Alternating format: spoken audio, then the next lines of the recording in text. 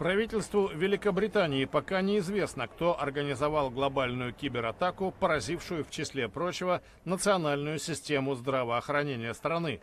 С таким заявлением выступила британский министр внутренних дел Эмбер Рад.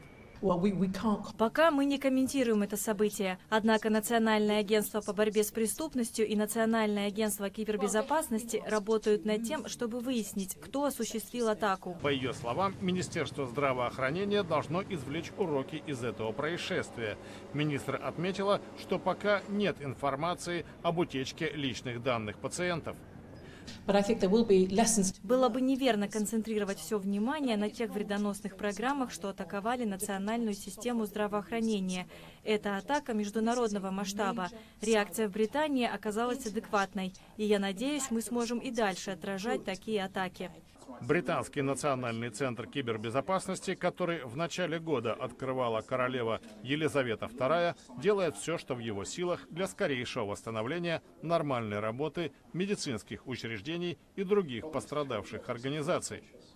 Министры финансов и главы центральных банков стран Большой Семерки заявили на встрече в Бари, что не имеют представления о том, кто организовал глобальную атаку вируса-вымогателя WannaCry. G7 подчеркивает необходимость постоянных проверок готовности к отражению кибератак против государственных и коммерческих компьютерных сетей. В принятом на встрече заявлении говорится, что киберпреступность угрожает экономическим интересам стран Семерки. Государство и бизнес должны наладить эффективный обмен информацией. Группе экспертов по кибербезопасности поручено к октябрю подготовить рекомендации по этой теме. Вирус-вымогатель WannaCry поразил в пятницу десятки тысяч компьютеров почти в 100 странах мира.